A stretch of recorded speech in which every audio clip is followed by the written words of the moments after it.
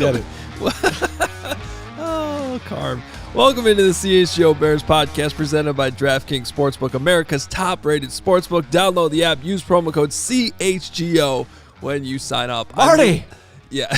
I'm laughing because that great, if you're watching on YouTube, you saw our headline. It said, Great Scott. And Carm has no idea what that's from. I got it now because we're going back to the future, and that's a line in Back to the Future. Great Scott. Doc Brown, man. Is it really Great Scott? Great Scott, yes, Marty. That's what he says 1,000,000 times. 1.21 gigawatts. Marty. That's pretty good. That's a fantastic job by Lawrence, who, by Good the job, way, Doc. who was already yelled at me once today before the show started because I was charging my phone on the phone charger that is close to Lawrence's desk, and he doesn't understand why I didn't charge my phone at home or anywhere else, and I'm officially a bad person No, for I just phone. feel like every day you're throwing it on here for 8 minutes. And it's like, is that really necessary for you? When I take it off the Wi-Fi, this thing fires up quickly, baby. Okay. Matters. Well, you were charging your phone or your computer? Phone. This thing. It's noon. Why are you out of battery? See, Yeah, now exactly. people have judgments on when and what time of day and the phone's out of battery. What have you been doing all morning that you're out of batteries? So, well, Adam, if you must know, I like to have my phone in bed with me these days, so I play my podcast stuff. The charger in my new place, the outlet doesn't work, so over the night it drains. And then earlier today we had a meeting, and I was on my phone there, and then we got to here, and there you have it. I needed a little bit of a juice, and now Get that outlet fixed. yeah, we got to get that outlet fixed. Come on, man. That's What are we the doing main here? problem. I have so many things on my mind though, so let's get into what's We going have a on fun here. topic today. Welcome in Adam, Hoge, Mark Carman here with you on a Wednesday as we head into the bye week. Well, we're kind of well into the bye week now, but it's good collaboration this morning to come up with this one. I like this. This is a great one. I've never seen, by the way, speaking of collaboration, we've got Casey in the chat, we've got Nicholas Moriano in the chat. There's a collaboration on this show. We got Mubs, who's our guy, rocking and rolling. No, Justin Fields is not going to be on the show today. Mums. No, and we've got Braggs' water bottle, which is also causing controversy around here. Yeah, I guess it's we're not just water. decided to display it until he picks it up. There's a fish in there now. Not great. There's a goldfish living There's an amoeba that is growing. in the bottle. How much would I have to pay you to take a sip out of Braggs' water bottle right now? Not happening. Okay, Lawrence is out. I would do it for probably $500. It's got Bragg's flotation backwash in there and other things. You go for 500. 600. 600. The more you talk about it, the more the price is going up. It could be a biohazard, Dylan. This thing is amazing, though. All right, let's do it. Let's go. So I love the Back to the Future theme. It is one of my favorite movies and trilogies. So good, just really good. And somehow predicted the Cubs World Series victory 30 years before it happened, which is the Very most weird, impressive part of Back to the Future, too. Justin Fields, the question is, QB1. if you could take this version of Justin Fields, like literally this version, what they have right now, not what he could be, not what he might be, but this version of Justin Fields with his running threat, even potentially his shoulder injury involved, his steady but still somewhat slowish development as a passer, but it is happening there. Just this version, what you had Sunday against Green Bay, and parachute him onto any past Bears team to give them a boost. Which one would you pick? Only one I get to do now? Yeah, well, no, I mean, we're going to do a bunch. I mean, Okay. I know which one I would pick, and I think it's probably, if we were to do a poll, the highest. That would be 2006. You put him on 2006 as number one? Yeah. Oh, They were in the Super Bowl. I understand, but And if they didn't have a quarterback that fumbled the ball twice and literally did nothing, they would have won that game. I am not putting him on 2006. Wow. I am not even coming close to putting him on 2006. You don't think they win the Super Bowl with Justin Fields? I'm not sure. What was the final in that game? I should know that off the top of my head. Well, they couldn't stop Dominic Rhodes, right? They couldn't stop him, and then they had the busted coverage, and I get it. But still, they were in that game. They should have rode Thomas Jones more. They were in the they game. have a better quarterback. They win that game, right? Am I wrong, commenters? Dylan says that he would take Cutler on that 06 team. Oh, I actually agree with that. Of course you would take Cutler on that team over Rex, and I'm with you, Dylan. However, listen, for me, maybe I'm just biased to my childhood and whatnot, but literally, if you put Justin Fields on the 1984, 1986, 1987, 1988, and possibly 1989 Chicago Bears, I am very, very confident that they win the Super Bowl any of those years.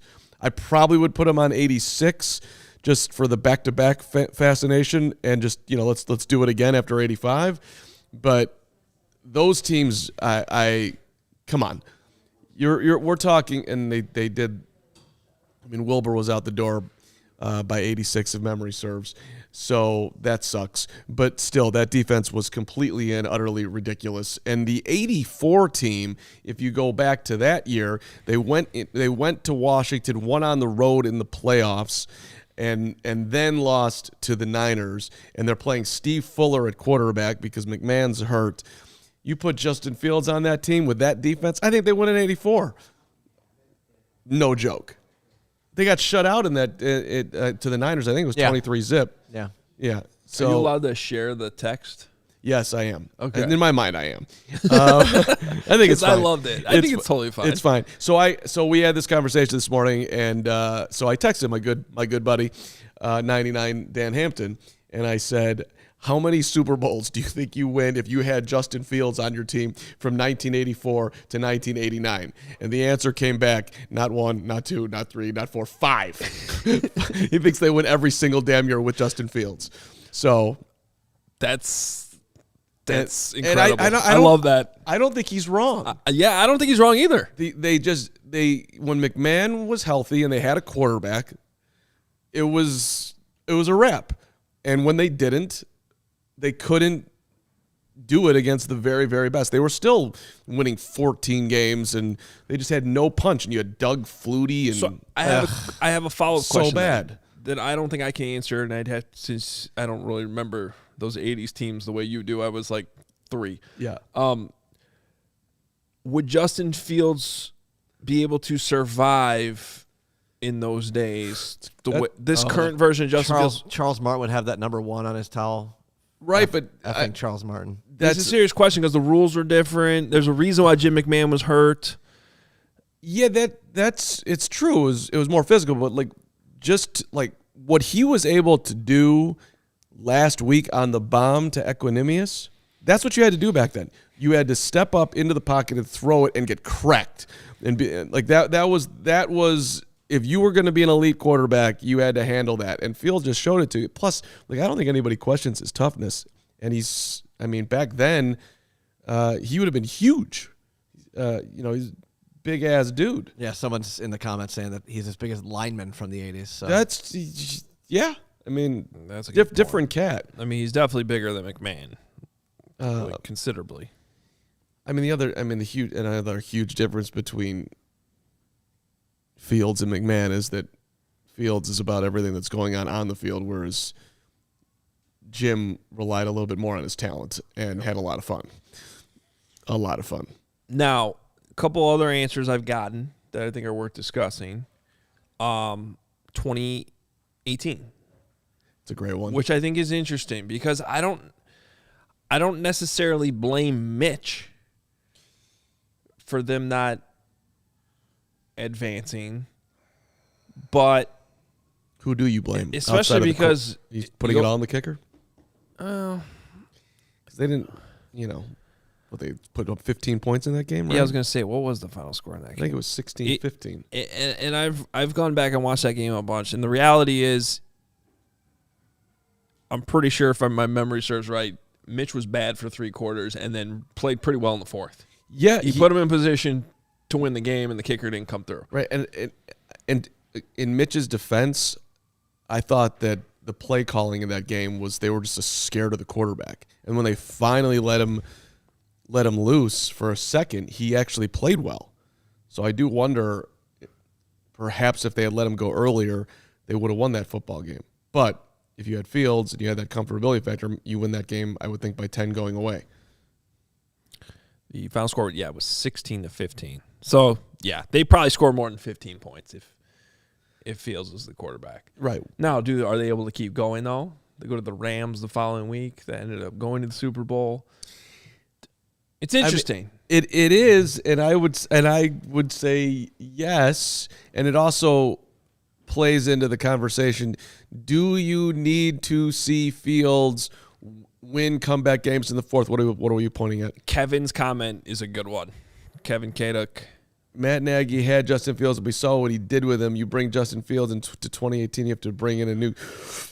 You're right, Kevin Kaduk. I mean, it's a good point. Matt Nagy had Justin Fields. We saw what that looked like. We never talked, just slight turn here. We never talked about on the show how Nagy apparently loved Patrick Mahomes and gave him the answers. Yeah. Like, what the? That's cheating. You cheat. So we always wondered, I wonder who Nagy would have picked if he was with the Bears back then. Oh, so he would have taken Patrick Mahomes, but he just figured he was that great of a coach with his genius offense that he could come in here and make Mitch Trubisky good too. It's an excellent point. Would Nagy have screwed up Justin? But how about this? Nagy's just the head coach and he's got Luke Getsy and we're running this offense. Can we do it like that? Can Nagy do that though? Probably not. Probably not. He wouldn't have. Nagy kept trying to bring outside coaches in to try to have them do his system still. How about when he fired himself and then all of a sudden the offense started moving and then they got to the playoffs and he rehired himself?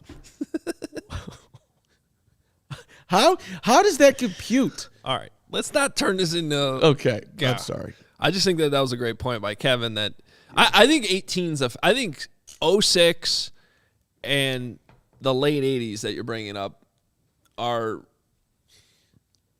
pretty obvious answers that Justin Fields. We're talking about more Super Bowls. I think 18's a little bit more interesting. I don't think it's a guarantee. I would agree. And what I think is supremely interesting about this is that I think, correct if I'm wrong, we poll the chat, poll Lawrence, poll whoever. The Bears are 3-10. We ain't winning games here, but yet it just seems like that doesn't really matter because we've seen the quarterback. Well, that's why we're having this conversation, because we're talking about putting the quarterback on actual football teams, right? Not the one he has now. But I think, there's a lot of discussion out there right now that hey, he in his progress, he's got to go out and no matter who's on the field, he's got to pull these games out.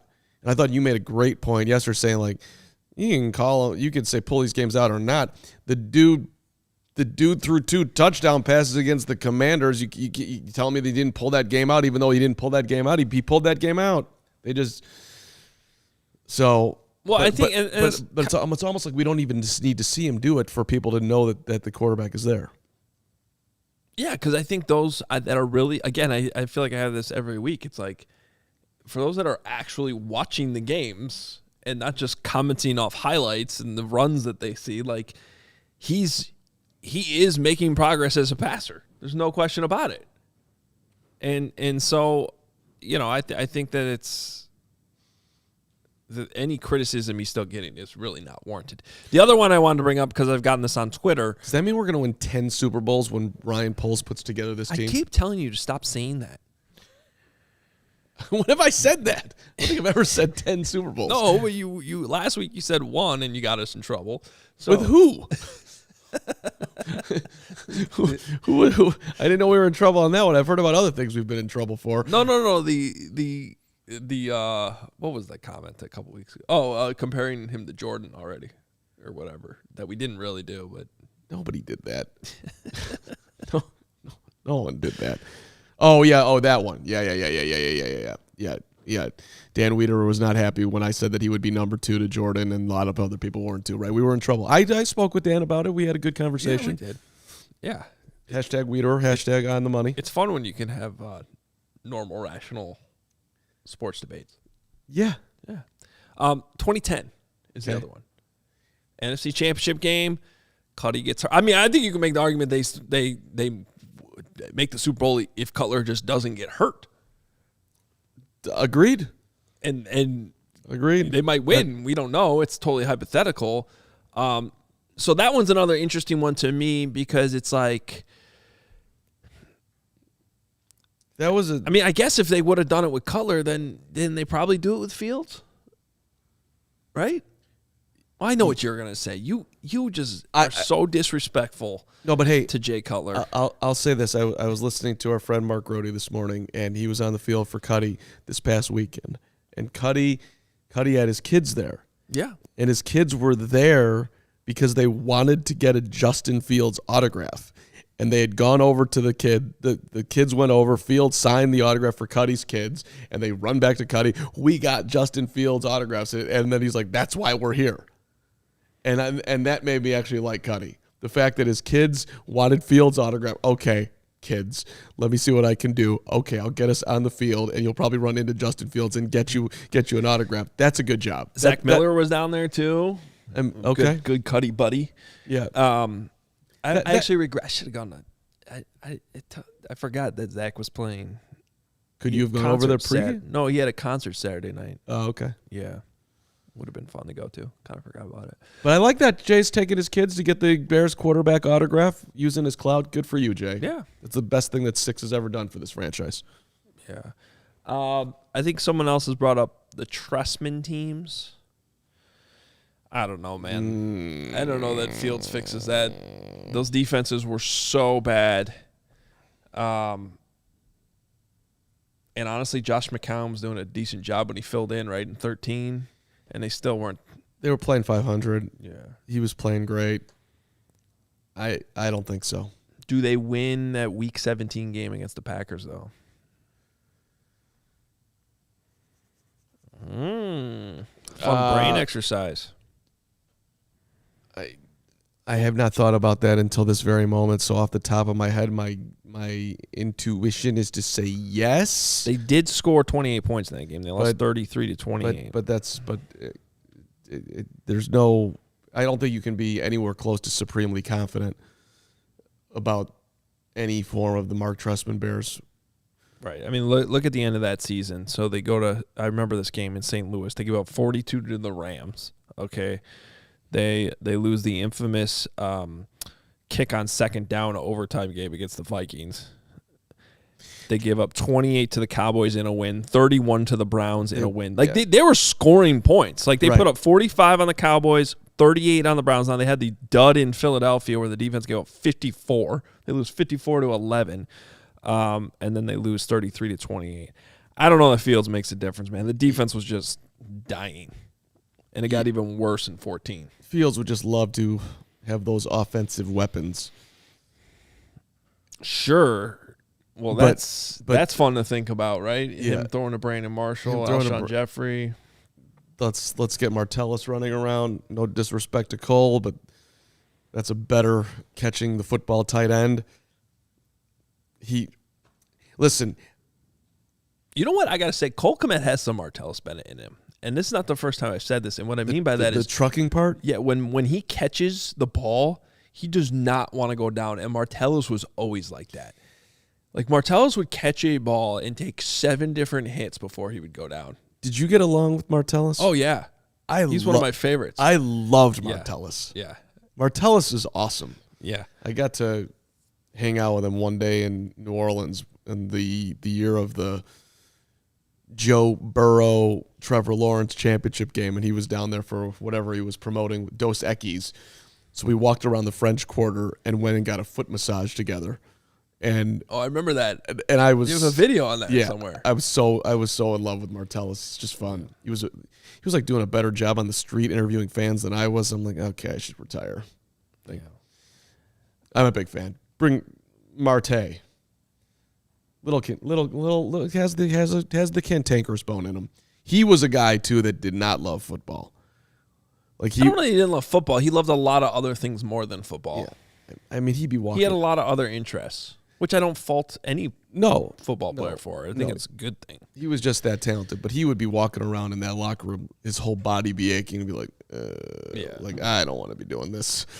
Can't I just make children's books or something? Which is what he's doing now. I think my favorite Martellus Bennett locker room moment was they had a little hoop up, like almost like a Nerf hoop, and Andy Seligman, my guy, who, if anyone knows who I'm talking about from the AP, the tallest reporter in the history of reporters, just like probably could play left tackle for the Bears. Yes, in a different lifetime probably, but like he might be bigger than Braxton Jones right now. But go ahead. Yeah.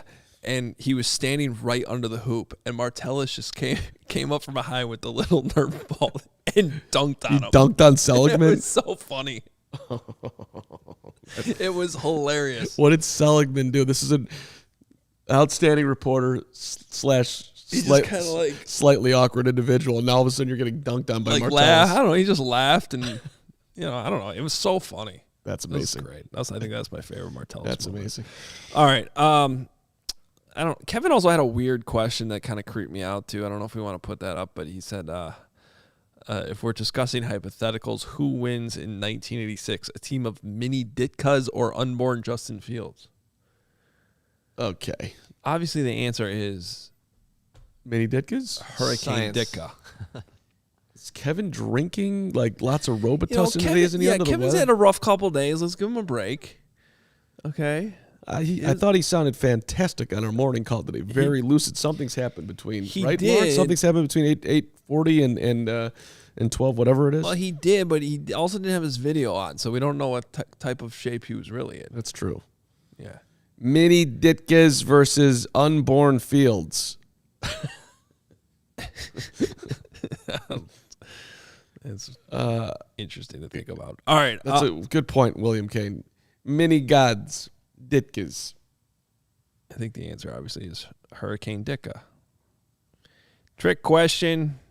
What does he say? The hurricane is Ditka or Ditka is the hurricane? I don't know. Something You guys like want to weigh in on what I have on the preview screen? Sure. We got breaking news, breaking baseball news. Like 20 minutes ago.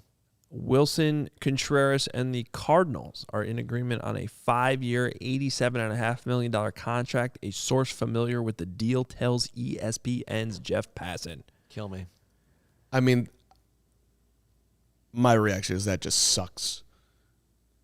I just tweeted it too. Like, that is the heart and soul of your team. One of two players left from the World Series team that wanted to stay here, begged to stay here, and you said no for I have no idea what reason, and now he's going to the Cardinals.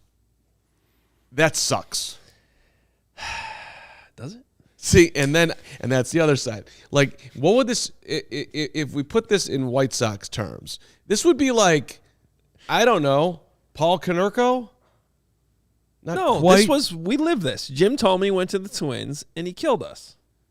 No, that's not the same. Jim Thome came to you came to the White Sox at the back end of his career. Not close to the same. Okay, so Jim Thome wasn't on the 05 White Sox. He was still really, really, really good when he came in. No, Thome is not the comp here. I need somebody who came up through the White Sox organization, who you all of a sudden in the back end of the prime of his career, the dude Joe Creedy going to play for the Twins. A.J. Pierzynski going and playing for 5 different teams. It would be... But he didn't play for any AL Central teams, if I remember. It would be like... Burley went to... It would... I mean, Robin Ventura maybe to the Mets is not bad, Kevin. And Frank Thomas is because it's not a division rival. It's got to be a division rival. Oh, right. Okay. But I'm talking... Because Frank came back with the A's and hit 2 home runs that night, which was an amazing night at the ballpark. This is. I'm trying to come up with the comp. I think Thome going to the Twins and hitting walk-off home runs against you is the comp. Maybe that's the closest we can get with the White Sox. Chelios to the Red Wings, is that better? I don't know. Like this. I mean, that one sucked. There you go. That's a good one. That one sucked very bad. Oh, Maglo to the Tigers. Maglo to the Tigers. That's the best one. Brag. Rise and shine. I got a good comment. Cheers to the Bragsy, coming up with the OEO Maglio. Excellent job. Rise and shine. I'm a Bears fan. But You know what that means? Cubs are winning the World Series next year. Yeah, okay. Maglio left. OEO Maglio. Do you think in December of 2004 anyone thought the White Sox were about to win the World Series? Go Cubs, go. Listen, Go Cubs, go. I hope it happens for Cody, for Ryan, Why not for for Luke. you? I'm a Sox guy. I What? I left that train. Really? I've been at Wait, least you're last. trying to be a Sox guy now? What is happening? That nightmare? I have been. Do you know how many times I went? And I did one TV game last year with at NBC. One. Yeah. I went to at least 10 White Sox games last year. I was in Wrigley Field once. Wow. I'm not. You know, I did. Can I give you some advice? Go back. They don't love you. That's gonna just cause you pain.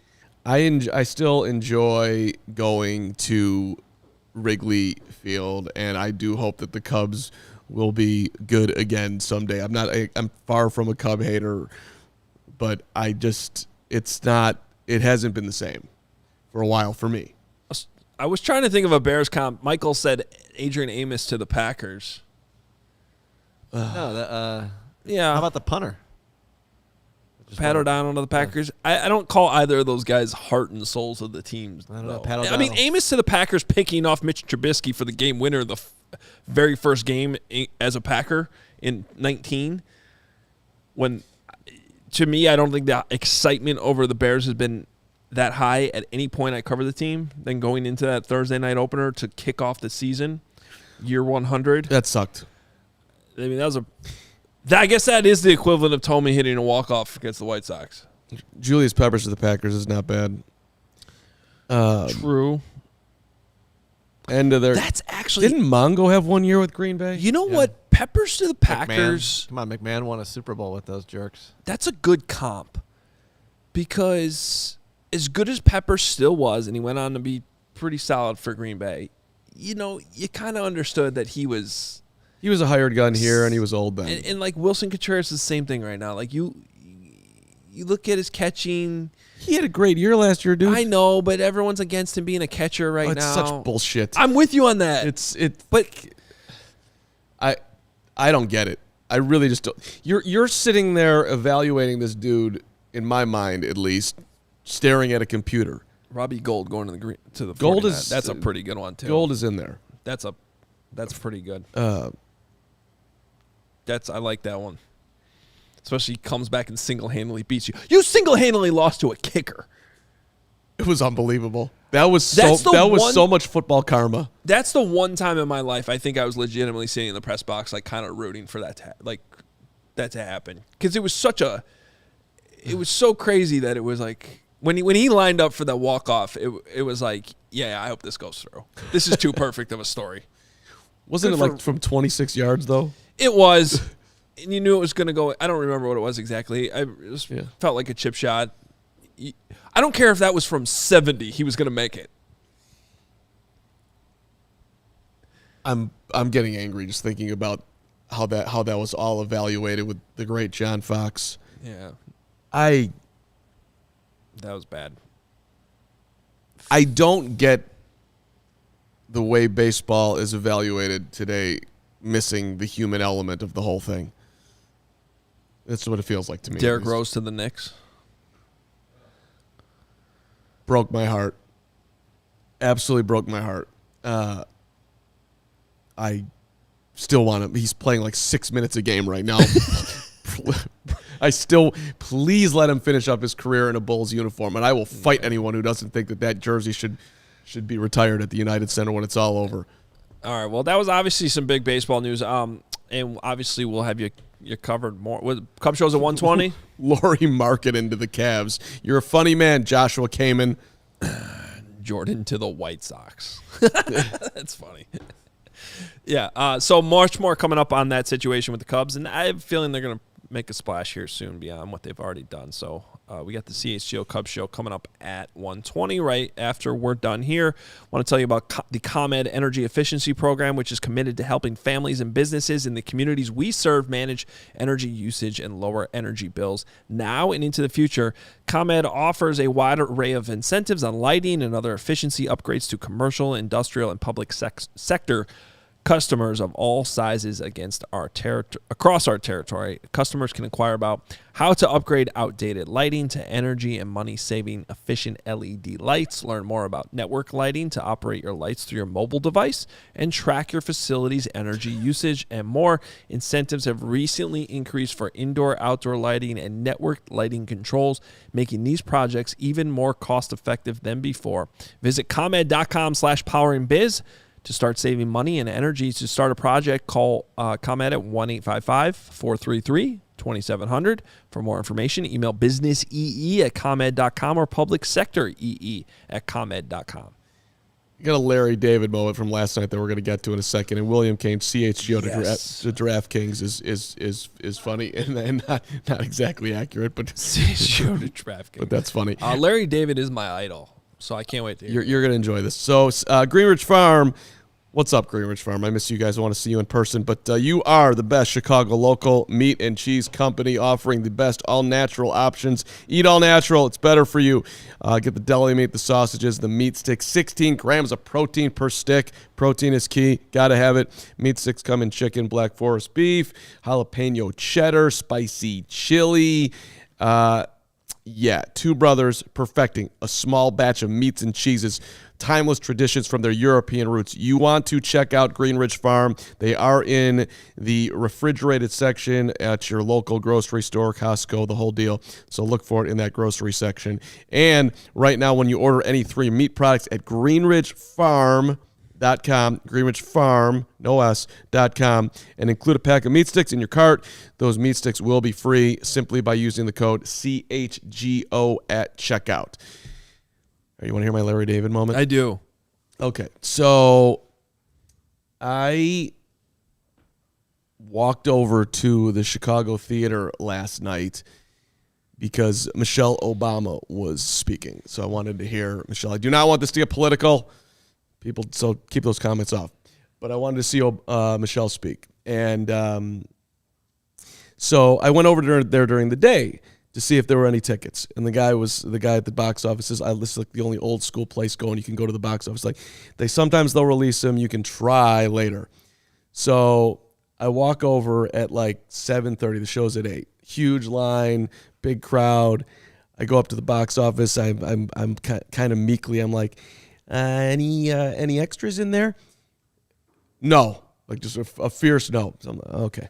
So now I'm standing in the entranceway, and I'm debating, am I going to go old school Carm and sneak around this little, hanging, no one's paying attention. I can act like I'm trying to get a T-shirt from this thing, or I'm trying to. There's a way through here if I want to be aggressive. If I am. So I'm sitting there, and then I'm looking on Game Time tickets to see, and like the single seat was like $236, and I'm like, I'm not paying $236 to go in.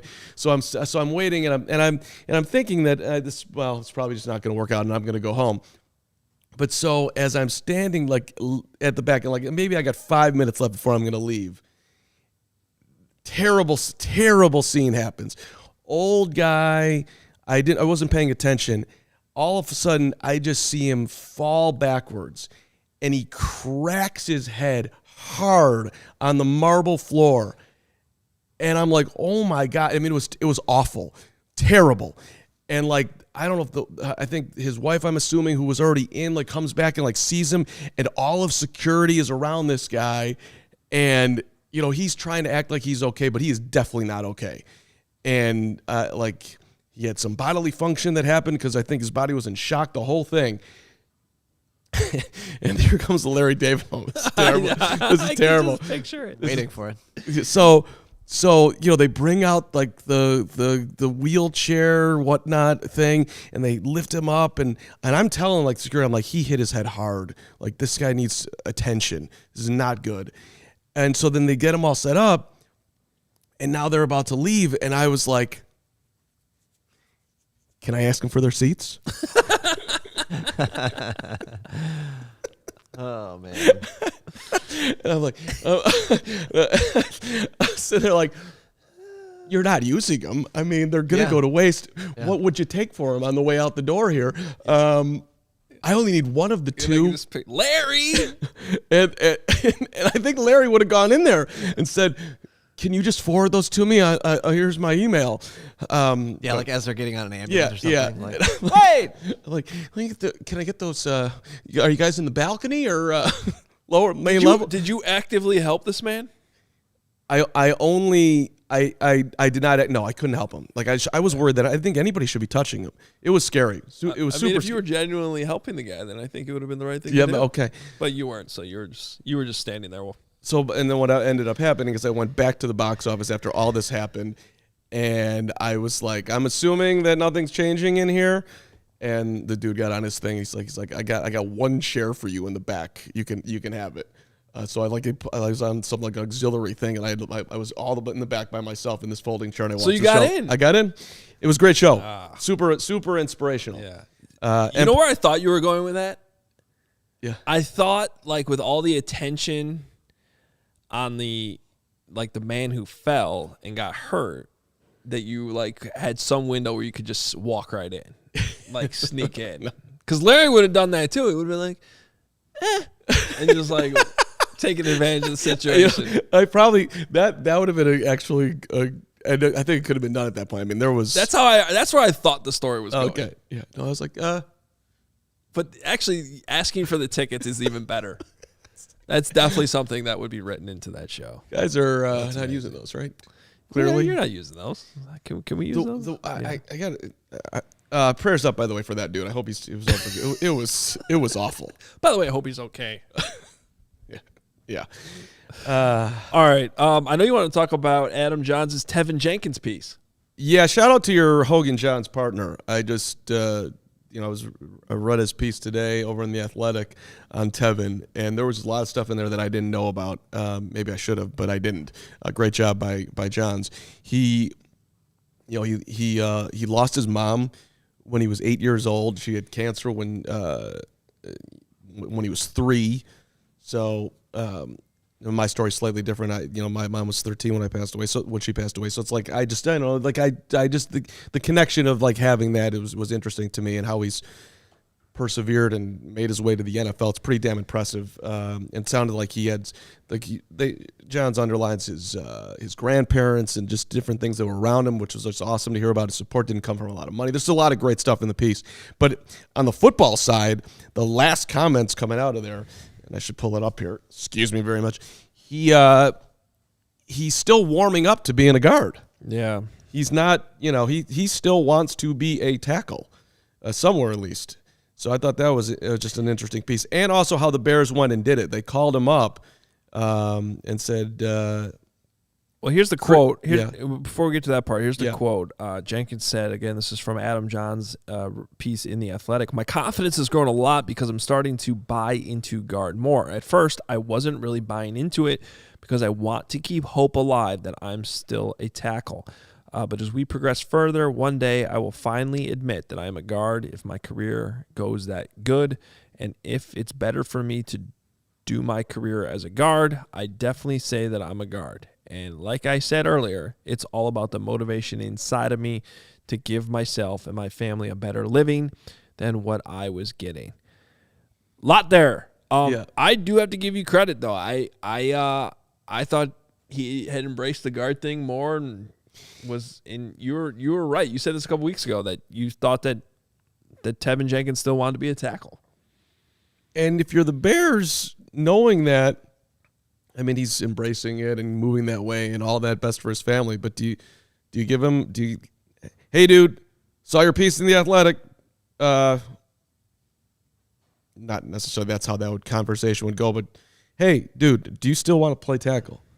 Because right now, I mean, it's you. I think you want to try Alex Leatherwood out at right tackle, and but I mean, maybe the rotation is those two. I have no idea. I just think it's an interesting option the Bears have in the final 4 weeks here if they want to try to, experiment a little. Yeah. But He's maybe also limited right now with that hip and back, and I don't know that. But what's tackle? You got to move more. You know. What's interesting also that stood on the piece though is that they didn't think that this guy is just born to be a guard. They looked at it like we have a huge need at right guard, and who's the best candidate to play it, and it's this guy. Yeah. Which is a little bit different. I also liked how Chris Morgan called him up, like, hey, just, he's at home, dude's hanging out, he's playing Xbox or video games, and his offensive line calls him up, his offensive line coach calls him up, dude, we're trying you out at right guard tomorrow, so get ready for it. I think that's just a good, as best as you can in the moment when they decide it, rather than just springing on him in the middle of the day, hey, get your mind right, you're coming in tomorrow, we're playing you at guard, and by the way, at that point he was kind of teetering of what his future was with the Bears. So, okay, here's an opportunity. Let's see if you can do it. Yeah, it's a good piece. And I do think it's interesting. Certainly something you file away for, going into next season, free agency, who they draft, who they sign. Where's the biggest need? Guard, tackle. I would still be careful, and I said this when we discussed this a couple weeks ago, about moving him back to tackle, because I don't think that did Kyle Long a lot of good when he was clearly and his player profile's different than Jenkins. I mean, Kyle, I sort of got it. He's still very athletic, and not that Teven Jenkins is not, but they're different body types. Kyle wasn't as big, but he was definitely athletic, and you felt like he could always be a tackle.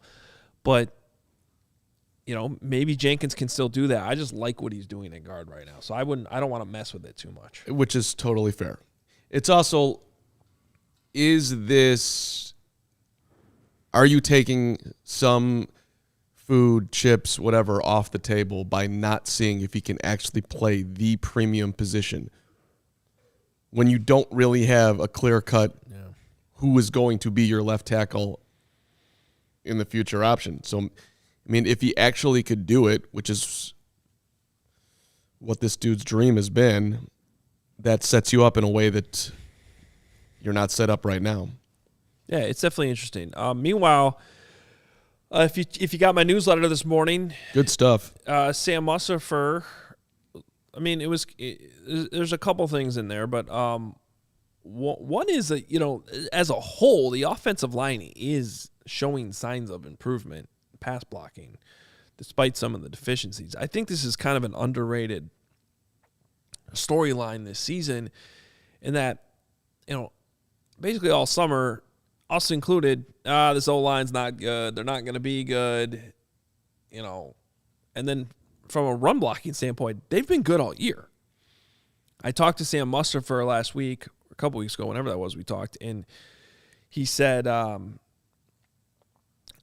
from a pass blocking perspective, it's more of a full unit, right? You got to have cohesion, and they really haven't had that because they've had every single week somebody's been out, somebody's been new, and despite that, they do seem to be getting that continuity going a little bit better. I mean, it's still far from great in my opinion. It's still a major need of an upgrade in the offseason. But specifically too with Sam, the Bears were right to look to replace him in the offseason, which they tried to do by signing Lucas Patrick. Now, Lucas Patrick gets hurt the first day of training camp, essentially, or was it the first day pads went on, or if it was the first, whatever it was. It was early. He gets hurt right away. And then, Sam's back at center. And then he was there the entire preseason. Lucas Patrick comes back, and they end up playing him at guard because he can't snap or whatever. And they just kept him there at guard. And we spent the early part of the season yo, you got to switch this up because the center position is not good enough. And I think during that bye week, that mini bye that they had, they correctly identified that, hey, they needed an upgrade there because Sam Mustipher was struggling specifically in pass protection. By his own admission, when I talked to him, he admitted, he talked about that, which we'll get into in a second. But to his credit, early on in that Patriots game, that Monday night game, when Lucas Patrick hurts his toe, ends up being out for the year, which we didn't know in that moment, Sam goes right back in there. And don't look now, but he's been pretty solid. I don't have a negative grade on him since that moment. And a few weeks I've had very, very positive grades. He was in the blue chip category this week in our grades that we did yesterday. So the dude deserves credit for that. I'm not saying he's your future center, long-term center. He's a restricted free agent this offseason, but I do think it's worth highlighting that reality. If they end up losing him this year, which maybe – because I would think that somebody's going to come in and give Sam Mustipher an offer because he's a guy that you can play at center and or at guard, and you know that he's going to be a valuable asset in your locker room. I would not be surprised at all if he got some level of deal that perhaps the Bears would not match. That's a huge insurance policy at bare minimum that you'd be losing. Not saying they couldn't recover from losing Sam Mustipher. Let's not overstate the thing, but how do I judge offensive linemen? When I don't hear their name at all for weeks, I assume they're doing a pretty good job. And I haven't heard Bears fans, hot Bears Twitter screaming at Sam Mustipher. That's gone away. It's minimized a little bit. There's still a lot. Well, the first when you three comments when I posted the story this morning were very, very negative, and which was another aspect of why I wanted to target this story, because I'm not sure there's a player in that locker room that deals with such negativity outside the building and such positivity inside the building, because that's the other aspect of this. The players love him. And how can you not? Because he's, in my dealings, and I think anyone's dealings with Sam Mustipher, the dude is just incredibly. He's a likable guy. He's a likable guy. He's an accountable guy. He's willing to talk. He's hardworking dude. He's he's undersized, and he's making the very best of his ability. Sam Mustipher's not leaving anything on the table. I think that's a very fair statement. So, but by his own admission, talking to him, he's saying, I've never been the strongest, biggest guy, most athletic guy. Like, I know I got to outwork people. Right. And then the other thing that's in there, and there's some other stuff on Matt Eberflus and Justin Fields and some stuff you want to check out. If you're not already getting the newsletter, you can go to allchgo.com, sign up to be a diehard, and you'll have access to it. Let's go. But I also thought it was interesting because he pointed out that the matchup he had against Dexter Lawrence Week 4 against the Giants, and that was by far his worst game of the season. Okay. That he kind of realized, like, yo, if I'm going to stick at this spot, I got to be able to go up against those guys. It's my job. Like, as good as they are, like, I got to figure out how to block these dudes. If I'm going to, continue to be a starter in the NFL, got to do that. And he worked on it. Which is kind of amazing that you could just, let me work on how to take out this 300-pound psycho who's in front of me, whose job in life to put food on the table is to eat the quarterback, and I'm the one dude in front of him. Which was also interesting, going back to the Teven thing, that his mindset going inside was that he was going to have to deal with the behemoths that play inside, which is much different than playing outside and dealing with somebody who's just trying to beat you around the edge, right, with speed versus my body is going to get physically cracked for 60 minutes here, and I gotta deal with that mentally. That I'm just gonna keep going and going, and also a guy that's in Jenkins' case who was dealing with a back issue, so it's a lot. It's kind of like when Braggs comes in here and he just sits on you. It's like. Yeah, bringing up Braggs watching that guy walk around is just painful right now. He's just what? It looks like his whole body hurts. He's got like a bad knee. He lays brick for a living. I know. He's got a bad knee that probably needs attention, and his back looks stiff, and he hasn't. The guy hasn't done a yoga in maybe his entire life. We got to get. I want to get some flexibility into our guy. We need to get him the DDP yoga Diamond Dallas page.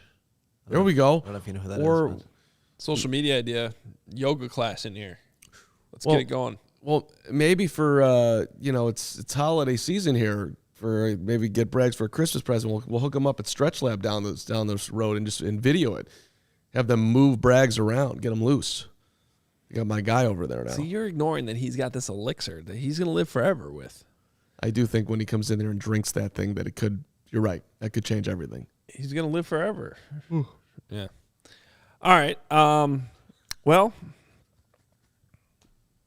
Yeah. We got Yes, Adam? We got one more fun topic to talk about before we get out of here today. But DraftKings Sportsbook, an official sports betting partner of the NFL, is our go-to when betting on the NFL this holiday season. Right now, new customers can bet just $5 on any NFL team to win their game and get $150 in free bets if they do. Check this out. Right now, everyone can earn up to a 100% boost with DraftKings stepped-up same-game parlays. Go to the DraftKings Sportsbook app, place a same-game parlay, combine multiple bets like which team will win, player props, point totals, and more. And the more legs you add, the bigger the boost, the bigger your shot to win big. Download the DraftKings Sportsbook app now. Use code CHGO. Place a $5 bet on any NFL team to win their game. Get $150 in free bets if they do. Only at DraftKings Sportsbook with code CHGO. Minimum age and eligibility restrictions apply. See show notes for details. And we've got Bulls and Wizards tonight. And how are you going to get a ticket for the Bulls and the Wiz for the very best value that you could possibly get? Well, you would do it by downloading the Game Time Tickets app, which I'm pulling up right now. Wow. We got value tonight, team. We have got some value. Let's see here. Should we go one ticket or two tickets tonight? I'm not going to be there, so go. Go one? Michelle Obama solo. All right. Let's see. See, this is a good lesson here. Yeah. Game Time is a much better strategy. Using the Game Time app is a much better strategy than trying to show up in the lobby, hope an old man falls down and cracks his head, and then ask that man for his tickets. I mean, I would have asked the wife because he wasn't. Was it Miss, nice. Ma'am? Carm, CHGO, Bears, Monday, Tuesday, Wednesday at noon. Bears After Dark. Don't forget about it. 6:30 on Thursdays, pre and post Sundays. Anyway, I don't know, $20 for that ticket over there. What do you think? Yeah, no, Game Time Tickets is a better way to do it. You can go row 3. Upper level on the baseline, $41 tonight, which is not the cheapest, but I think that's a good value seat.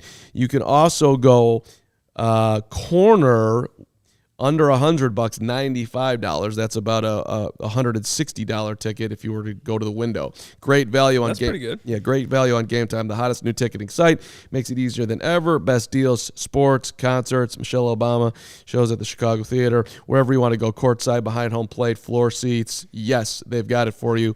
All with the Game Time app. 15 million people have downloaded it. You should do it too.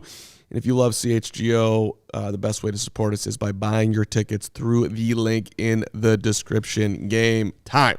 All right, we're going to end the show with our friend R. Madsen. Right? Huh? Oh, is he the one that sent? He's the one that sent us this. Yes. But the original tweet and graphic comes from Kelly Ford at K Ford Ratings. Put this out. And the idea was, what if every one-possession NFL game this season had the opposite result? The top 6 seeds in the AFC would all be 8-4, which is crazy. And the Vikings, this was what's crazy. If you go down to the bottom, the Vikings are 1-11 in this scenario. 1-11. Wow. That shows you why yesterday when we were talking about the Vikings with the DVOA that they don't get the respect probably. And the Bears are in the playoffs. They're 8-5.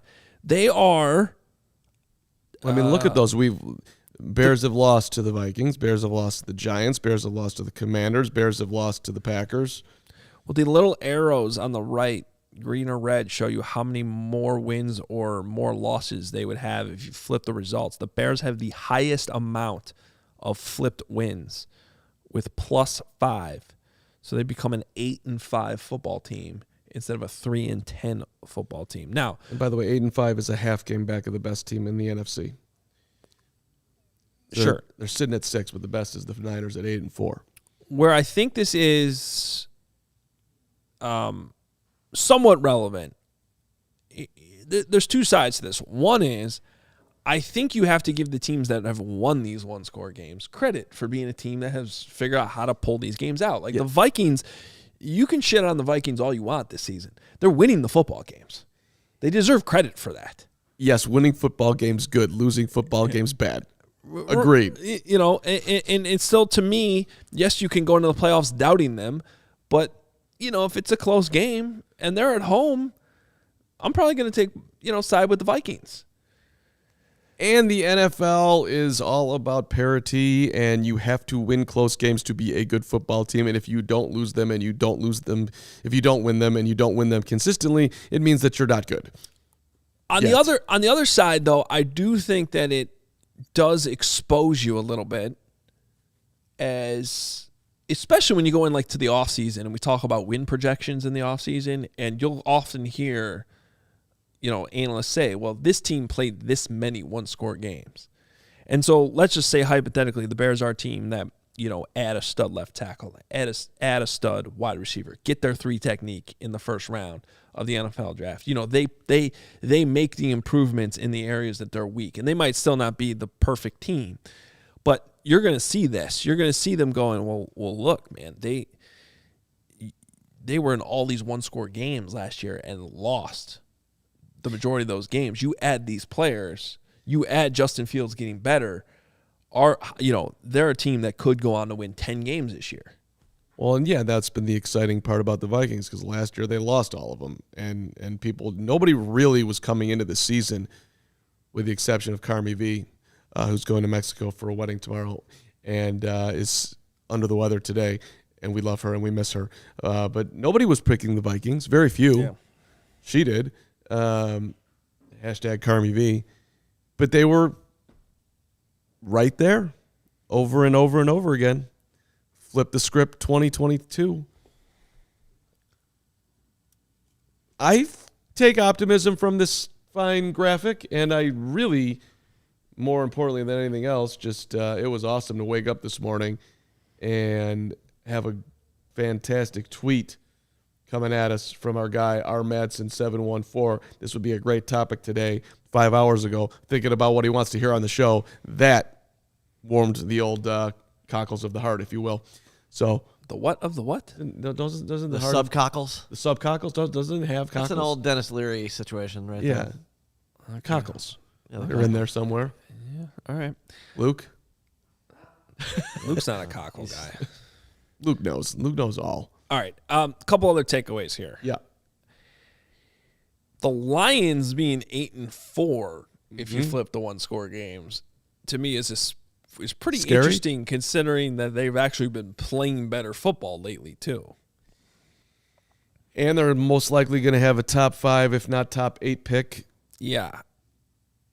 That is Detroit is legit comp. They got to get their quarterback situation though figured out. What They is do. their But they're chewing on ankles up there. They're living the Dan Campbell dream. They're technically not out of the playoffs. No, they're alive. What are they? 3% chance, I think, that I saw. 2 games back. Yeah, that's tough. What's the rest of their schedule look like? Good question. Don't know. They see the Bears one more time. I got it right here. Okay. Let's say, hypothetically, they beat the Vikings this week at home in a game they're favored in. Jets, Panthers, Bears, Packers. I mean, they could realistically go 4-1 down the stretch. If the Lions make the playoffs, that'd be amazing. It really would. That's interesting. The other one that intrigued me is that the Eagles would be out of the playoffs with 5 fewer wins. The Vikings obviously were hurt the worst with 9 more losses in this scenario where you flip all the one-score games. I didn't realize the Eagles.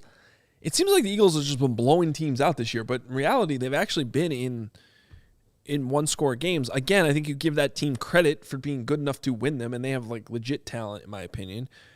But that also has me think twice a little bit about perhaps the playoffs. Oh, I think wide open in my mind.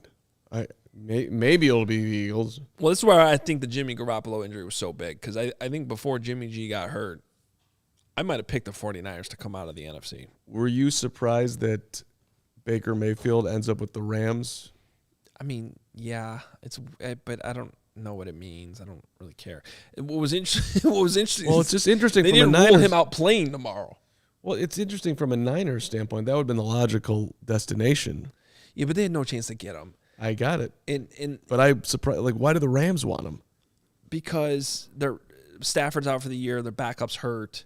They're 3-9. Lean into the tank. They don't have their pick. That's not their pick. They don't have their pick. Okay. If anything, this helps the Bears, but probably not. Baker's been terrible. Like he went to Carolina, was awful. Yeah, I don't think he's finding it again. I never was a huge fan, but Loved all the ads though he did a year ago. great ads. I mean, nobody has a higher ratio of ads to bad football than Baker Mayfield. Tebow's close. Good Okay. for him. Oh yeah, Tebow. Oh, Actually, yeah, Tebow. Yeah, he's ahead of him. Yeah, he's in there too. All right, let's get to a couple super chats before we get out of here. Yeah, first up, Enrique. Sorry, I kind of missed this when this was earlier in our first segment. He threw a $5 super chat for us. Thank you. Jim McMahon wore a Bears shirt to the White House when he won with the Packers. Though Packers suck. Let's go. Yeah, Totally agree. I think he wore a Bears jersey, right? Yeah, it was underneath. Bears jersey underneath a blazer. That's awesome. That is one of the I most forgot about that. Yeah, that's like one of the most badass things. Good for her. With his teammates. That's fantastic. That's great. And then All-time great, you Jim McMahon. Don't care what anyone says. Loved you.